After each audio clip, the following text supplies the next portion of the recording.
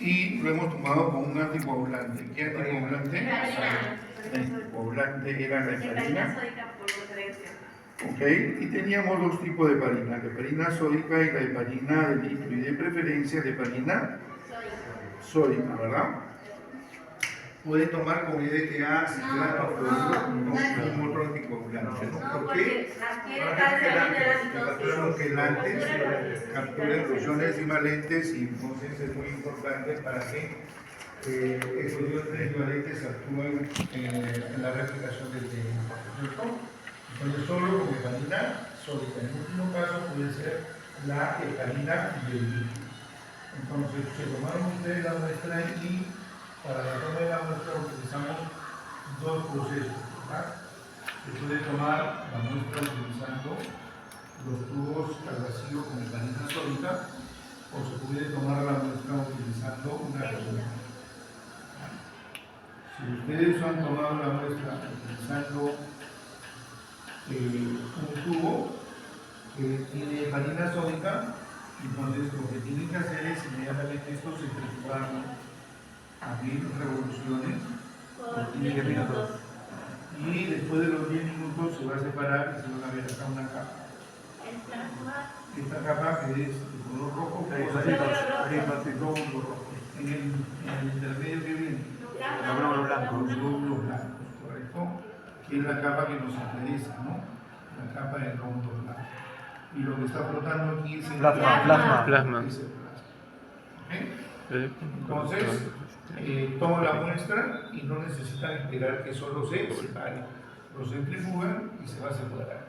Pero si han tomado la muestra en jeringa, hay que esperar unos 20, 30 o 40 minutos o el tiempo que sea necesario para que se separe el paquete de glóbulos rojos, para tener aquí la interfase donde están los glóbulos blancos y aquí tengan el plasma, ¿correcto? Entonces es importante esperar un tiempo. Hemos visto que en el caso de algunas muestras se separó rápidamente, pero había otras muestras que se demoraban un poquito, ¿no? Eso va a depender de varios factores, pero no hay ningún problema. Entonces, una vez que se separó, nosotros hicimos ya el proceso de la siembra. Tanto la muestra como el proceso de la siembra, estos dos pasos se tienen que hacer en las mayores condiciones de esterilidad. ¿Correcto? Lo más estéril que se pueda en el laboratorio donde ustedes están trabajando.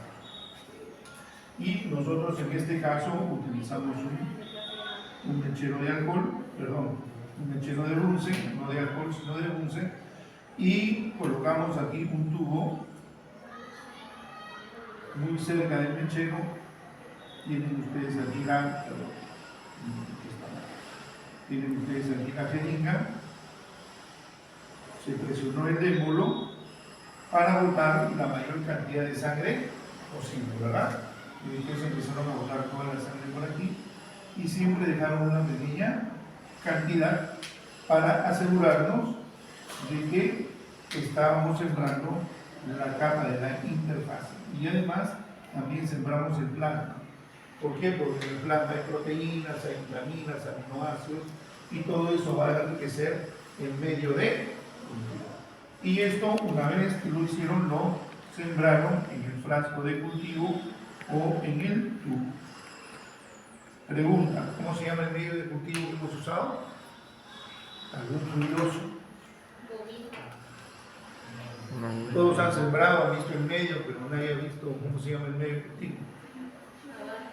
No,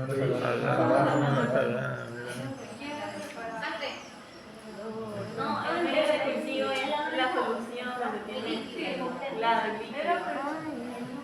el medio de cultivo tiene el nombre se llama Linfoprime. ¿Ya? La marca era Capricorn. Ya está. Linfoprime de la marca Capricorn. Ese medio Linfoprime tiene el medio base que es RPM 1640. Ese es el medio base con todos los suplementos que se necesitan para el crecimiento y la mitosis de los linfocitos. ¿Cuánto echamos de volumen de muestra? Perdón, de medio. Usamos 5 mililitros y ahí sembramos toda la muestra. ¿correcto? Profesor, y en el caso de que hubiéramos utilizado tubos al vacío, entonces utilizando una pipeta Pasteur estéril, ustedes ingresan con la pipeta Pasteur estéril y van a coger la interfase. En el momento que se coge la interfase, también se arrastra el plasma y por seguridad también se arrastra un poco de los glóbulos rojos. Pues todo eso, lo de lo que se arrastra, se va a sembrar también en el tubo, o también podemos utilizar, como lo hemos hecho en la práctica, frascos de cultivo, ¿correcto? Entonces, o sembramos de esta manera utilizando la jeringa, o sembramos de esta manera utilizando, si utilizamos un tubo con heparina, ¿correcto? Una vez que nosotros hemos sembrado, rotularon con su nombre, ¿y a dónde fue? ¿Dónde lo dejaron? En la incubadora. Entonces se hace el siguiente paso, que es la incubación. La incubación, ¿a qué temperatura estaba? 37 grados centígrados. ¿Por cuánto tiempo lo hemos dejado ahí? Por aproximadamente 3 días, que son 72 horas. ¿Correcto? ¿Y por qué por 72 horas? Para aumentar el pico más alto. El mayor punto donde hay índice mitótico. Si hacemos una curva entre el índice de mitosis versus el tiempo de incubación, si tenemos el día miércoles aquí, fue el día 0, ¿verdad? El día jueves sería 24, viernes 48, sábado 72. ¿no es cierto? El domingo ya sería 96. Entonces, si yo, por ejemplo, siembro el día miércoles y porque estoy apurado, lo voy a hacer un cultivo solo de 24 horas, el índice mitótico va a ser esto. Nada. Prácticamente nada, ¿correcto? Y si yo estoy no tan apurado, pero lo quiero sacar a las 48 horas, entonces el índice mitótico aumenta, pero la cantidad de mitosis es insuficiente para poder obtener metafases para sacar un resultado. Entonces, si yo lo dejo a las 72 horas, el índice mitótico es este de aquí. ¿Okay? Va a ser su mayor nivel de índice de mitosis alrededor de las 72 horas. En el medio de cultivo utilizamos un estimulante mitogénico específico para los linfocitos. ¿Cómo se llama? La fitohemaglutinina. Entonces, mientras que hay en el medio fitohemaglutinina, las células se van a seguir dividiendo.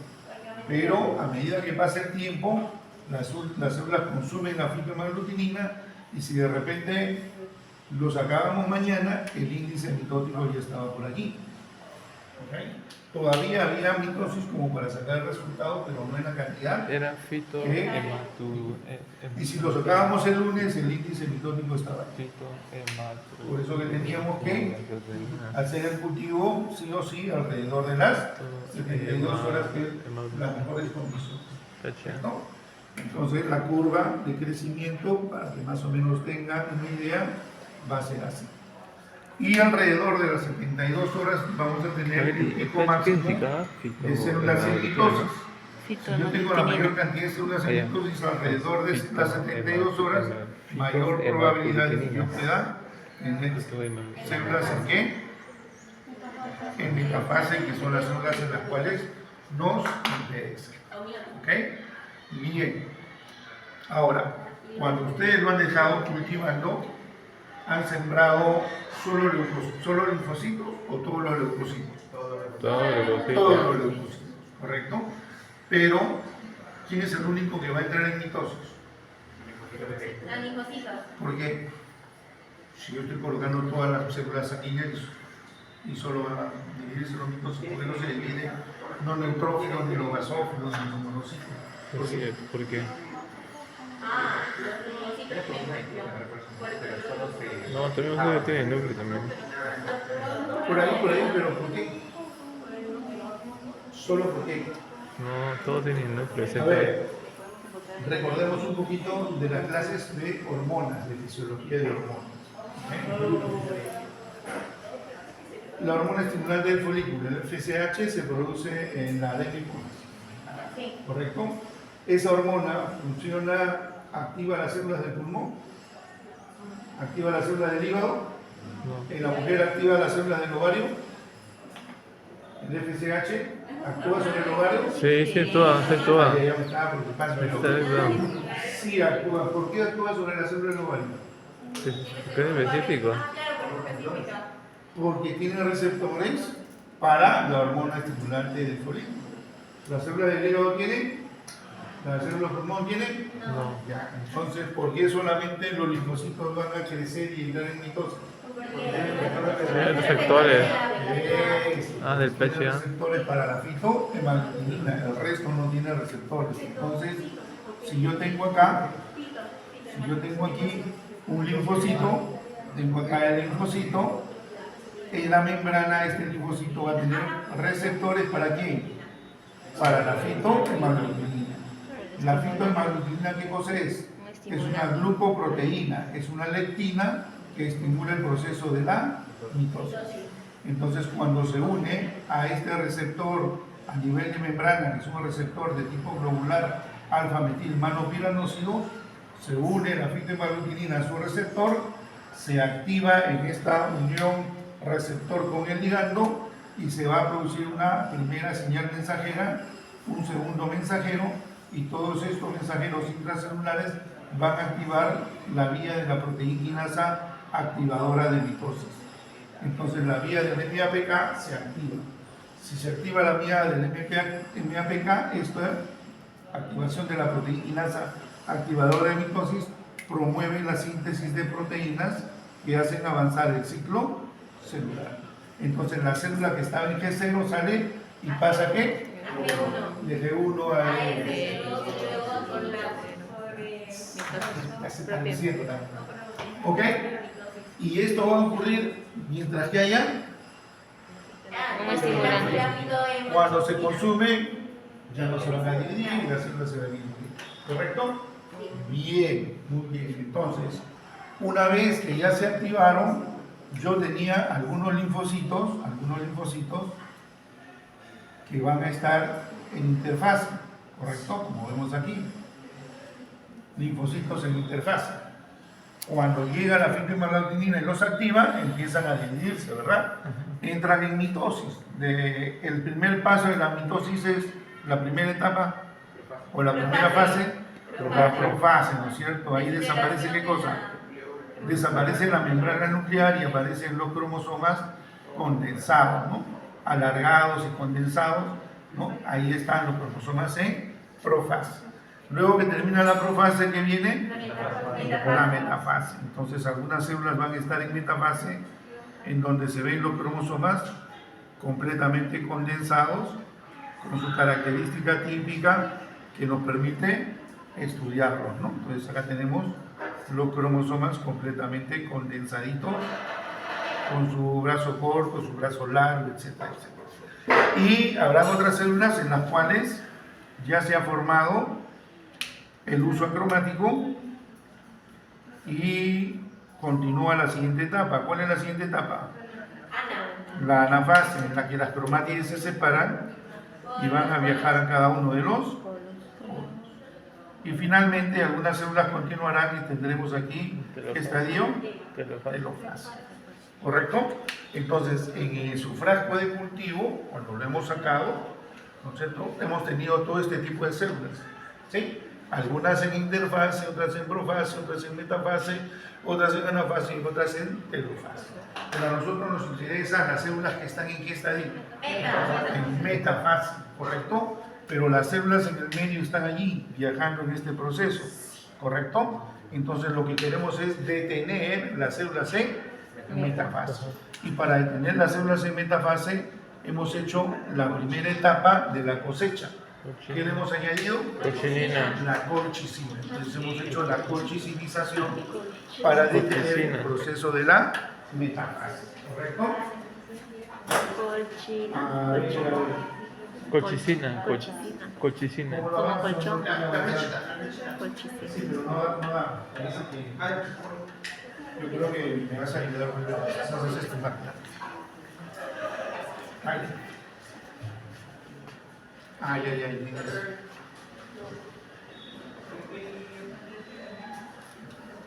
Entonces, la idea es que nosotros le hemos añadido la colchicina para detener el proceso de la mitosis y para que todas las hembras estén en metafase, ¿correcto? Sí. Dale más adelante, más adelante. ¿Más? Sí, sí. Ya,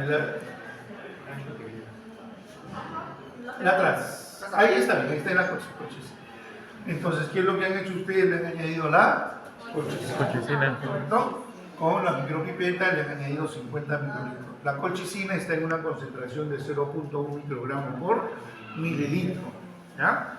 Le hemos añadido 50 microlitros y lo hemos mezclado suavemente por inversión 4, 5, 6, 7 u 8 veces y lo hemos incubado. ¿A qué temperatura? ¿Por cuánto tiempo? 45 minutos. Ya, más o menos el tiempo estandarizado es 50 minutos, pero mientras que ustedes se demoran en echar y la espera y toda la macana, más o menos van a ser 50 minutos, ¿correcto? Entonces vamos a incubarlo por 50 minutos. En esos 50 minutos la colchicina está deteniendo el proceso de la mitosis en el estadio de metafase. ¿Cómo va a actuar esta colchicina? Produciendo una inhibición de la formación del uso acromático. Entonces, si no se forma el uso acromático, no hay anafase y el ciclo se detiene en la metafase. La siguiente. ¿Cómo actúa esta colchicina a nivel molecular?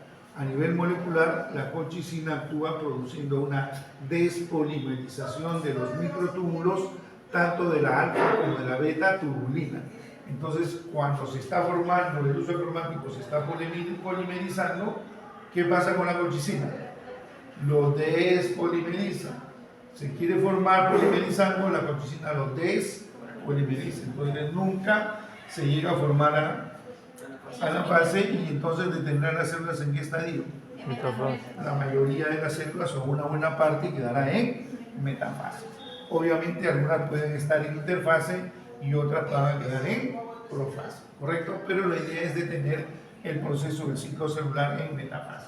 Entonces, la colchicina, cuya fórmula química es la que ven ahí al lado de la derecha, esa es su composición química, actúa produciendo esa despolimerización de los microtúbulos para producir un arresto mitótico, para que las células puedan quedar en el estadio de metafase. Ahora, la colchicina pura suele ser un elemento un poquito tóxico, de tal manera de que no solamente produce este efecto, sino que si los cromosomas están demasiado tiempo expuestos a la colchicina, lo que va a ocurrir es que los cromosomas van a salir muy condensados, bien condensados, bastante condensados, muy cortos, ¿correcto? Y nosotros queremos que el tamaño de este cromosoma tenga un tamaño adecuado que me permita, cuando haga la técnica de bandeo, observar sus bandas características y poder, por ejemplo, identificar este cromosoma sin ningún problema. Por ejemplo, acá estamos colocando las bandas de este cromosoma número 2. Ahí vemos claramente, ¿no?, el tamaño adecuado del cromosoma 2 con su patrón de bandas que me permite identificar. Si yo obtengo un cromosoma mucho más condensado y hago la técnica de bandas, las bandas van a estar muy pegadas y condensadas y me va a permitir hacer una buena diferenciación. No, porque los cromosomas me salieron muy cortos. ¿Y esto ocurre por qué? Porque yo lo he dejado con el tiempo de colchicina demasiado tiempo, ¿correcto? Después para colchicina. Supongamos que yo le echo la colchicina y me voy a ver un partido de fútbol, regreso no a los 50 minutos, sino después de los 90 minutos, entonces obviamente tendremos los cromosomas muy condensados. ¿Qué pasa si yo estoy apuradito y me quiero ir a almorzar y lo dejo solamente 15 minutos o 20 minutos? El efecto contrario, no va a estar el tiempo suficiente para que pueda producir una buena inhibición, por lo tanto voy a tener muchos que van a estar en este estadio, en prometafase, y ahí los cromosomas no están completamente bien condensados y los voy a obtener así de largos, pero no muy bien condensados. Y entonces cuando hago la técnica de bandeo, las bandas no van a salir muy bien definidas y esto obviamente me impide que yo pueda hacer un buen reconocimiento de los cromosomas. Por lo tanto, yo tengo que tener que añadir la colchicina en un tiempo que me permita obtener cromosomas en metafase de un tamaño adecuado que luego del bandeo me permita hacer el análisis. Por lo tanto, la concentración y el tiempo de colchicina, eso se estandariza en cada laboratorio. De repente ustedes se van al hospital Revalía y me dicen, profesor, ¿y allá por qué lo incuban por 80 minutos? Que lo han estandarizado ahí. Profesor, pero ¿por qué cuando la cirugía neoplástica solamente da media hora? Porque lo han estandarizado ahí. Y eso va a depender de la colchicina. Y todo eso se estandariza. Entonces, estos son los tiempos con los que más o menos lo podemos trabajar aquí en las prácticas. ¿Ok? Profe, ¿la colchicina que usan es esa que prescriben para la gota, ¿no? ¿O es una colchicina más pura? Sí, ahí puedes utilizar la misma colchicina que es el principio activo, que es el mismo de la gota, pero eso suele ser tóxico. Entonces, lo que se suele conseguir para los cultivos es el colsemit. El colsemit tiene como componente básico la colchicina, que es un análogo, pero es menos tóxico. Y muchísimo menos tóxico que el colsemit es el demecolsemit. ¿Ok? Ahora, igual como cuando ustedes van a comprar en la farmacia un antibiótico, si compran el medicamento básico, el amoxil, es más barato, pero mejor que el amoxil, comprar de repente ustedes una amoxicilina, un poquito más cara, pero no le va a tener, no sé, tan efecto de daño en el estómago, es mucho mejor. Pero si tienen un poquito más de plata, compran el de la Mox, que es de mar y todo lo demás.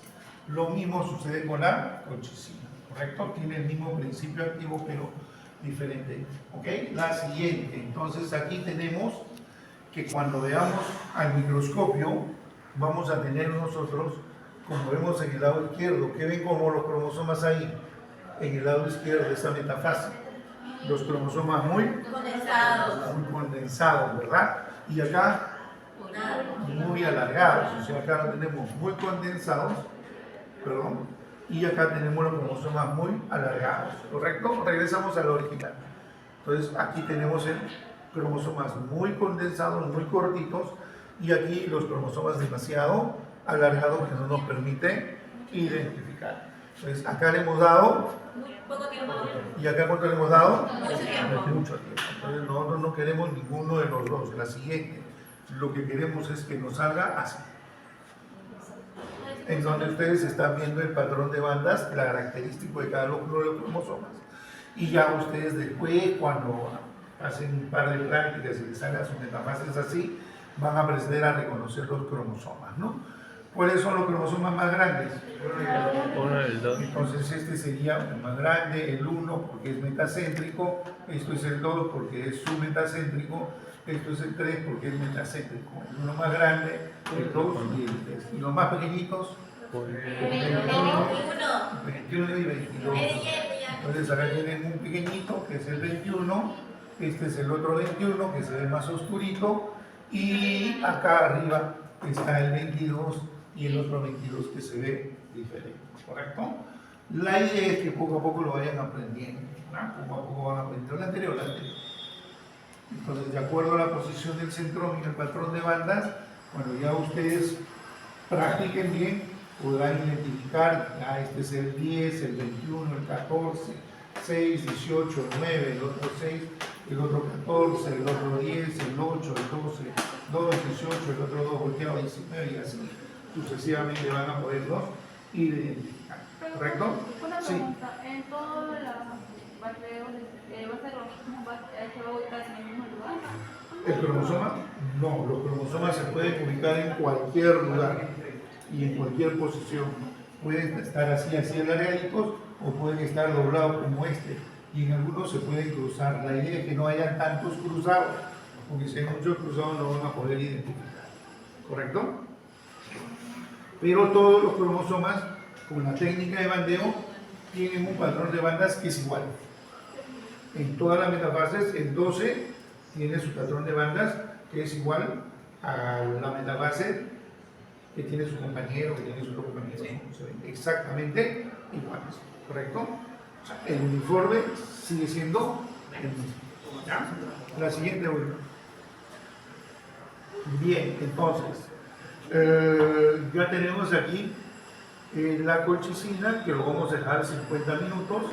Entonces, cuando salgan de los 50 minutos, ustedes van a sacar sus frascos. Los que están trabajando en frascos los vamos a trabajar en tubos, ¿sí? Y los que estamos trabajando en tubos ya no, pues ya están en tubos. Entonces salen los 50 minutos y lo vamos a llevar a centrifugar a 1000 revoluciones por 10 minutos. ¿Ok? 1000 revoluciones por 10 minutos. Bien, la idea es que salen todos y todos se centrifugan en forma pareja. Termina la centrifugación y vamos a eliminar el sobrenadante. Entonces ustedes van a tener aquí un sedimento y aquí el sobrenadante. Es importante, es importante que recuerden que vamos a trabajar con el sedimento. Acá están las células, lo que nos interesa. El sobrenadante no nos interesa. Entonces vamos a eliminar el sobrenadante con una pipeta pastera, ¿correcto? Con mucho cuidado y siempre es preferible dejar un poquito de sobrenadante para no llevarnos el sedimento. No lo saquen hasta el ras. Si lo sacan hasta el ras pueden estar llevándose las células que nos interesan. Entonces siempre dejan un poquito de el sedimento como seguridad. ¿Okay? Una vez que ya lo han dejado este pequeño de sedimento, lo que van a hacer es resuspender. Es decir, por ahí hay algún tubo, no traje los tubos. Bueno, no importa. Van a coger el tubo y resuspender, golpearlo con fuerza para que la célula se despegue. ¿Verdad? Lo que hicimos en la práctica. Sí, todo, y no es con cariño, ¿no? Que se desprenda. Una vez que lo resuspenden, ustedes van a tener en este tubo van a tener células que están en metafase, células que están en interfase y en profase. Si las células están así dentro del núcleo, ¿lo pueden estudiar? Si están metidas dentro del núcleo, ¿lo podrán estudiar? No. Perdón, disculpen, mi observar. Si están dentro de la célula, no del núcleo. Me han corregido, pues ya no hay núcleo, ¿no? Ya se perdió el núcleo. Entonces, si están dentro de la célula, borren esa arte de la borrada.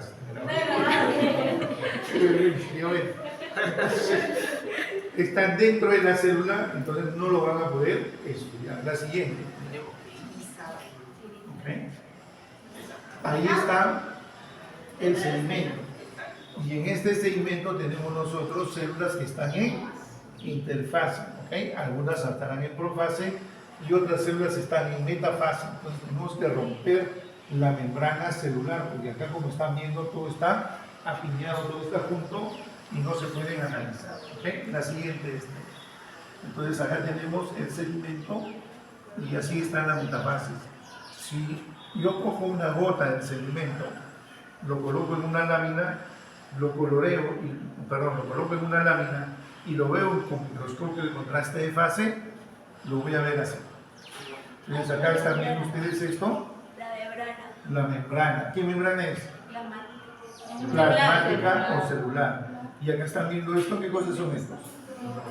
Los cromosomas. Entonces están viendo que los cromosomas están aquí. ¿Ustedes pueden contar aquí cuántos cromosomas hay? No, porque están ahí los cromosomas en metafase, pero todos entrecruzados. Entonces, ¿qué tenemos que hacer? ¿Romper qué? La membrana, ¿correcto? La membrana citoplasmática. Y para romper la membrana citoplasmática tenemos que utilizar el cloruro de potasio, hacer la segunda etapa, que es la hipotonización. ¿Okay? Entonces vamos a añadir solución hipotónica de cloruro de potasio al 0.075 molar. ¿Okay? Bien, ustedes van a preparar solución hipotónica de cloruro de potasio. Como el cloruro de potasio que tenemos acá en el laboratorio es un cloruro de potasio que no confío mucho porque es más antiguo que Matusalén. Creo que esto lo trabajaba Noé antes de subir al arca. Yo he traído por ahí una colchicina, una solución hipotónica que lo podemos utilizar. ¿Okay?